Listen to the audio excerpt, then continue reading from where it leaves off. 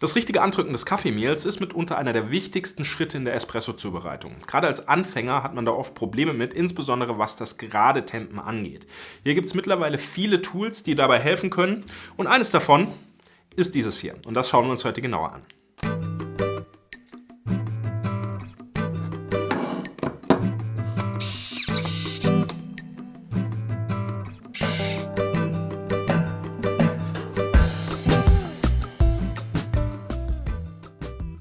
Der Bose eTemper ist meiner Kenntnis nach der erste und auch einzige elektronische mobile Temper auf dem Kaffeemarkt, und den schauen wir uns heute an. Der Bose eTemper wurde von Daniel Corigliano entworfen und auch vertrieben oder hergestellt. Ja, der sitzt in Boston in den USA und den Temper gibt es aktuell für um die $250. Allerdings müsst ihr bedenken, wenn ihr die nach Deutschland bestellt, kommt Shipping, Steuer und Zollkosten dazu. Das heißt, ihr seid summa summarum ungefähr bei 340, 350 €, die euch dieser Temper kosten wird. Kleiner Disclaimer auch an dieser Stelle, ich habe den Temper selber gezahlt und mir selber bestellt, deswegen nichts gesponsert, nichts bezahlt, muss man heutzutage immer dazu sagen. Wobei es auch nichts an meiner Meinung ändern würde, grundsätzlich. Dann schauen wir uns mal an, was wir für das Geld bekommen. Also, das Gerät ist relativ simpel aufgebaut. Ist ein Kunststoffgehäuse, vom Design her recht überschaubar. Und dieses Kunststoffgehäuse passt eben wunderbar auf euren Temper und durch ein Drehen wird es aktiviert und tempt dann eben automatisch. In meinem Fall klar, ja, durchsichtig, passt zur Kaffeemaschine.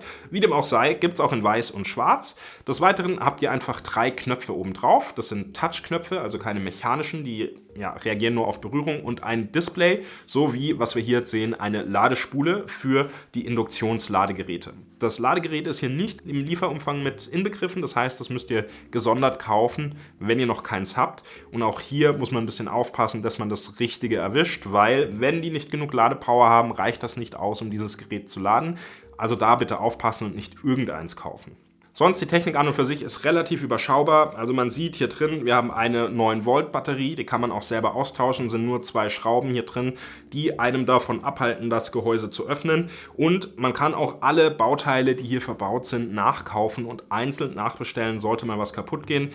Ist auch eine sehr nützliche Information. Ebenfalls gilt das für Upgrades, also sollte irgendein Bauteil erneuert, abgegradet oder verändert werden, könnte man theoretisch dieses eine Bauteil auch nachbestellen.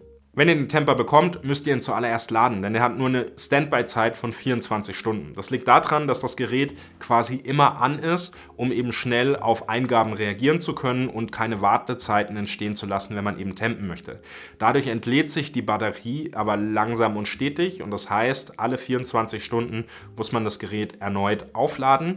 Man kann es aber auch einfach auf der Ladestation stehen lassen, weil dieser Ladezyklus, der schaltet sich automatisch ab, sobald das Gerät voll geladen ist, und somit kommt es nicht zu einer Überladung der Batterie. Eine Sache, die ich jetzt nicht selber probiert habe, die ich aber bei Daniel angefragt habe, ist, wie viele Temp-Vorgänge kann man machen. Er meinte, mit einer vollen Ladung hat er schon über 1000 Temp-Durchgänge ohne Probleme gemacht. Wie gesagt, wenn das Ding aber lange steht, ohne auf dem Ladepad zu sein, entlädt es sich automatisch. Entsprechend verkürzt sich dann auch oder vermindert sich dann die Anzahl der Temps, die gemacht werden kann. Was die Funktionsweise angeht, auch relativ simpel. Ihr habt in der Mitte einen Knopf. Wenn ihr den drückt, geht das Gerät einfach an und ist auch sofort betriebsbereit, sobald man dieses Zeichen sieht. Also es ist quasi keine Wartezeit.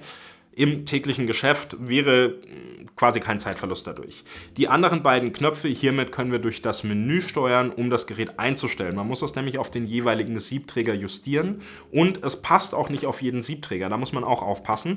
Also grundsätzlich braucht ihr einen Siebträger mit 2 Backen. Also habt ihr einen mit 3 Backen, funktioniert es schon mal nicht. Ihr braucht auch einen 58 mm Siebträger, was eigentlich Standard ist für alle gastronomischen Geräte und auch für alle E61 Brühgruppen. Allerdings muss man aufpassen. Wie gesagt, teilweise sind die Backen zu dick oder zu weit, so dass es dann nachher nicht in das Gerät passt. Wenn man jetzt in das Menü reingeht, hat man verschiedene Einstellmöglichkeiten. Als erstes muss man den Temper kalibrieren. Das heißt, man setzt ihn auf den Siebträger, ohne ihn festzudrehen, geht in dieses Menü rein. dann muss man ihn festdrehen, kalibriert nochmal. Ja? Und dann weiß der Temper, okay, wie soll das Ganze aussehen? Hier sind innen drin so optische Sensoren, die dann erkennen, ob der Temper zu- oder aufgedreht ist. Als nächstes kann man die Hysteresis einstellen, das heißt die Sensorempfindlichkeit, ab wann reagiert der Sensor. Man kann einstellen, wie oft wird getempt, von 1 bis 3 Mal. Man kann die Dueling Time einstellen, das heißt, wie lange presst der Temper, wie viele Sekunden. Und man kann auch den Temper Speed einstellen. Also es gibt verschiedene Einstellmöglichkeiten.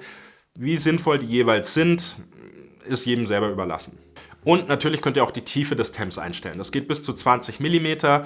0 sind theoretisch auch möglich, macht aber aus meiner Sicht tendenziell wenig Sinn. Und standardmäßig ist man so bei 15 mm. Das ist auch das, was von Bose eTemper empfohlen wird. Hier ist es vor allem wichtig, dass ihr auch bei der Temp-Tiefe das Gerät einmal für eure Anforderungen kalibriert. Denn wenn ihr nicht tief genug tempt, kann es passieren, dass der Temper tatsächlich schräg wird. Das liegt daran, dass dann der Druck, der gegeben wird, quasi dafür sorgt, dass eine Seite leicht runtergedrückt wird. Normalerweise würde die andere Seite danach kommen, sobald die zweite Backe greift.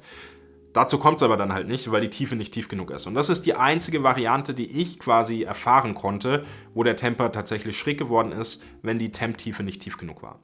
Auf der anderen Seite, ihr könnt aber nicht zu tief einstellen. Ich hatte am Anfang das Bedenken, wenn ich zu tief einstelle, vielleicht geht dann der Motor kaputt, weil er nicht drücken möchte und nicht kann.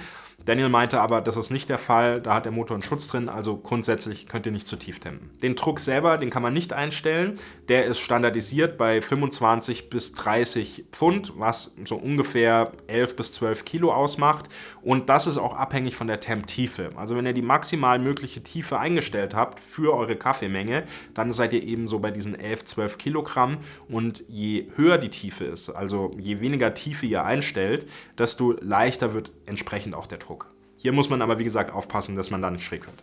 Die rechte Taste des Tempers, die ist für den Cleaning-Modus. Wenn ihr da lange drauf drückt, dann fährt der Stempel, der Pressstempel einfach raus, was es ein bisschen einfacher macht, das Gerät zu reinigen. Weil ähnlich wie bei anderen Tempern, die eine ähnliche Funktion haben, also so eine Platte, die irgendwie gerade ausrichtet, wie der Force-Temper oder der Normcore-Temper, sammeln sich Kaffeereste eben hinter der Stempelplatte, und das muss man halt von Zeit zu Zeit rauspinseln. Man kann aber auch die Tamping-Platte ganz einfach runterdrehen und dann ganz normal sauber machen. Ist jetzt auch kein Riesenaufwand. Soweit zu den Standardfunktionen des Tempers. Ich habe ihn jetzt eine Weile getestet und habe für mich so ein paar Vor- und Nachteile rausgearbeitet. Fangen wir mit den Vorteilen einfach mal an. Also, grundsätzlicher Vorteil ist das Produkt an sich. Es ist klein, es ist handlich, es ist mobil und es erleichtert einem doch schon sehr die Arbeit, was das Tempen angeht. Also gerade für jemanden, der hin und wieder mal auf einem Event arbeitet, aber auch wenn man sagt, man möchte wirklich konstante und gleichmäßige Ergebnisse beim Tempen, hilft auch da das Gerät wirklich sehr. Also im Vergleich zu einer Puck Press, die stationär steht und immer eingesteckt sein muss, um zu funktionieren, ist so ein kleines Gerät doch schon auch hilfreich. Dann des Weiteren, was ich sehr positiv finde, ist, dass man für alle Bauteile Ersatzteile kriegt. Es ist leicht aufgebaut, das heißt, man kann es auch gut selber reparieren, wenn man jetzt nicht gerade 2 linke Hände hat. Und eben, wenn es mal runterfallen sollte, da kann schon was kaputt gehen, und dann ist es zumindest gut zu wissen, dass man hierfür Ersatz bekommt. Und dann ganz grundsätzlich zur Handhabung: Es tut, was es verspricht. Man bekommt wirklich jedes Mal ein gerades Tempergebnis mit dem gleichmäßigen Druck, egal wer den Kaffee macht. Bis auf das Szenario, wo die Temp-Tiefe nicht richtig eingestellt ist mir nicht aufgefallen, dass ich irgendwann mal einen schrägen Temp dadurch hatte, und ich konnte auch an meinem bodenlosen Siebträger jetzt nicht sehen, dass der Kaffee irgendwie ungleichmäßiger gelaufen ist, wenn ich das Gerät irgendwie zu schnell oder irgendwie nicht richtig aufgesetzt hätte.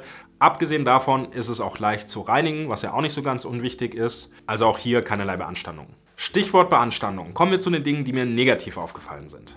Fangen wir wieder ganz grundsätzlich an bei dem Design. Ich meine, die Zielgruppe dieses Gerätes ist mitunter professionelle Nutzung. Also Nutzung in einem Café-Umfeld, wo viel Betrieb ist, wo man viel damit arbeitet, wo man auch mal nasse oder nicht ganz saubere Hände hat. Und dafür finde ich dieses Case ein bisschen arg rutschig. Also dieses Plastik ist sehr glatt, und wenn man nicht aufpasst, kann einem das Gerät schon mal schnell aus der Hand rutschen. Und wie gesagt, bei Plastik, wenn das einmal auf den Steinboden fällt, eher nicht so gut. Da könnte man vielleicht wirklich schauen, dass man noch eine Manschette drum macht oder eine Gummierung oder irgendwas, was den Grip an dem Gerät selber ein bisschen verbessert. Der zweite Punkt, der jetzt nicht sonderlich dramatisch ist, aber die Nutzererfahrung ein bisschen trübt, ist die Reaktionsgeschwindigkeit der Menüs. Also es dauert schon immer recht lange, bis man sich da mal durch ein Menü durchgedrückt hat. Da würde ich mir wünschen, dass die Reaktionszeiten ein bisschen kürzer sind, um diesen Prozess einfach schneller abzuhandeln.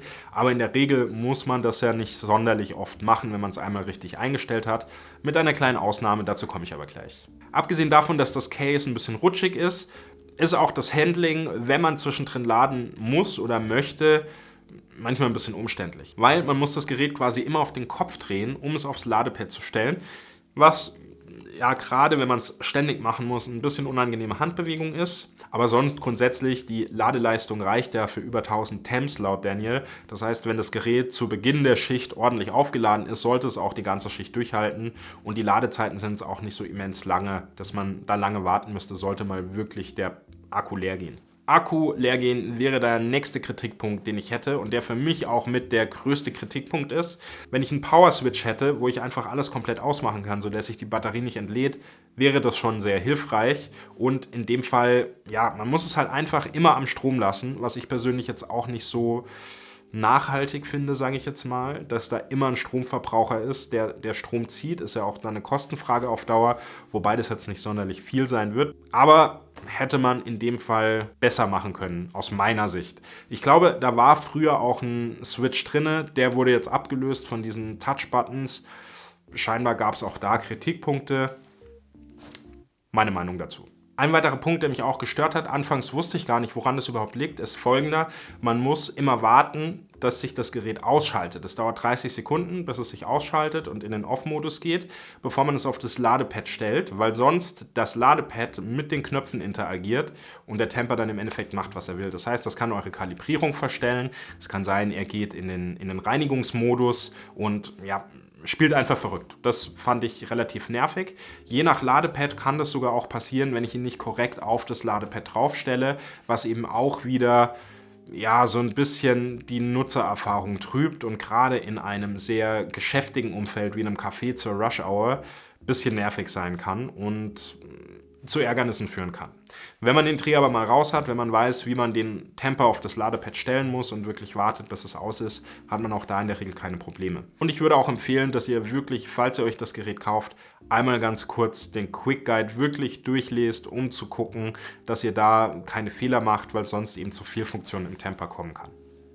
Ein Punkt, der in meiner Wahrnehmung in verschiedenen Foren und auf Instagram immer mal wieder diskutiert wurde, war, dass der Temper ja schräg tempt, weil er sich beim Runterdrücken der Platte so ein bisschen schräg stellt. Das sieht man eben, wenn man den Temper aufsetzt. Visuell ist das so, aber vom Temp her ist er tatsächlich trotzdem gerade. Dieses Phänomen tritt dadurch auf, dass der Fixierungspunkt von dem Temper, der liegt nicht ganz am Siebträger, also an den Backen auf. Das heißt, wenn diese Platte runterdrückt, kann es eben passieren, dass erst eine Seite hochgedrückt wird vom Temper und eben an der Backe arretiert und erst wenn der Temper weiter runtergeht, kommt der Druck von der Seite und der richtet sich wieder gerade aus, sodass beide Backen nachher Kontakt haben und das Ganze gerade runterdrücken. Den einen oder anderen mag es vielleicht trotzdem stören, dass da so ein bisschen Spiel ist. Deswegen gibt es von Daniel eine 3D-Druckdatei, mit der man einen kleinen Distanzring nochmal ausdrucken kann, den man sich dann theoretisch draufkleben könnte, damit der Temper noch satter sitzt.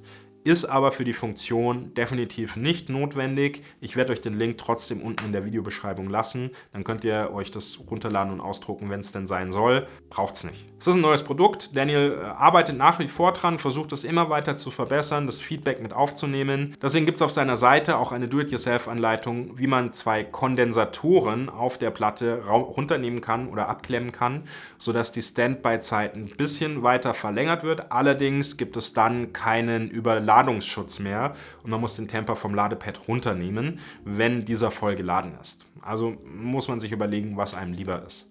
Grundsätzlich lässt sich sagen, es ist ein schönes Produkt, es macht Spaß damit zu arbeiten, es tut das, was es soll und das wirklich konstant und man kann damit wirklich gleichmäßigere Ergebnisse erzielen wie mit jedem anderen manuellen Temper. Ob sich das Geld tatsächlich lohnt für den Privatgebrauch, muss jeder für sich selber entscheiden. Das ist dann, glaube ich, wieder so eine Liebhaberentscheidung. Das gleiche, wie ich mit jedem Stück Equipment auch habe. Für die Gastronomie macht es schon mehr Sinn. Ist eine schöne Alternative zur Puckpress, wenn man eben wenig Platz hat oder öfter mal mobil unterwegs ist. Dann hoffe ich, dass euch das Video wieder gefallen und auch weitergeholfen hat. Wenn dem so ist, freue ich mich über ein Like und ein Abo oder über eure Unterstützung über meinen Patreon-Account. Unten findet ihr auch den Link dazu. Freue ich mich, wenn ihr dort vorbeischaut. Und sonst hoffe ich, dass ihr beim nächsten Video auch wieder dabei seid. Bis dahin könnt ihr hier den Review vom Normcore Temper anschauen. Hier drüben habt ihr mein Abo und meinen Patreon-Kanal. Und dann sage ich danke fürs Schauen. Wir sehen uns beim nächsten Mal. Bis dahin eine gute Zeit. Ciao, ciao.